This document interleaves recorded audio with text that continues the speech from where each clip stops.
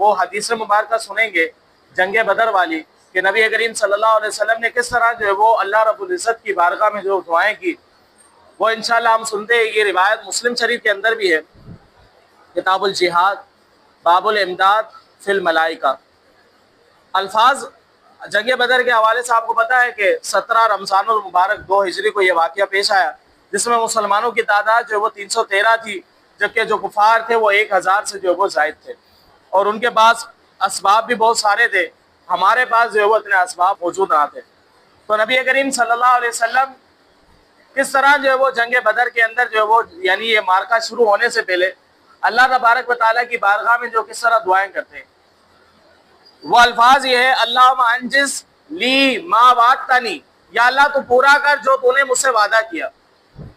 اللہم آتی ما وعدتنی، یا اللہ تو عطا کر جو تو نے مجھ سے جو ہے وہ وعدہ فرمایا۔ اللہم ان تہلک ھذہ العصابۃ من اہل الاسلام، یا اللہ اگر اہل اسلام میں سے یہ جماعت ہلاک ہو گئی، لا تعبد فی الارض، تو زمین میں تیری عبادت کرنے والا کوئی نہ ہوگا۔ یہاں تک کہ حضور علیہ السلام نے جو ہاتھ اٹھائے ہوئے تھے وہ اتنے بلند اٹھائے ہوئے تھے کہ بلگل کی جو سفیدی ہے وہ بھی نظر آ رہی تھی، اور حضور نبی کریم صلی اللہ علیہ وسلم پر کے کندھے پر جو چادر رکھی ہوئی تھی وہ چادر بھی زمین پر تشریف لے آئی۔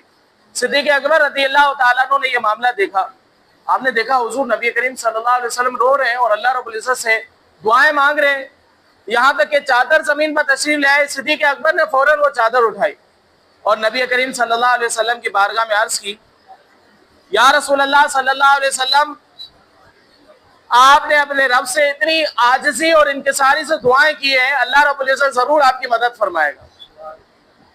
اور پھر ہوا بھی یہی کہ جب جنگ بدر شروع ہوتی ہے تو اللہ کی مدد کس طرح آئی؟ فرمایا: اذ تستغیثون ربکم فاستجاب لکم انی ممدکم بألف من الملائکۃ مردفین، کہ جب تم اپنے رب سے فریاد کر رہے تھے تو اسے تمہاری دعا قبول فرمائی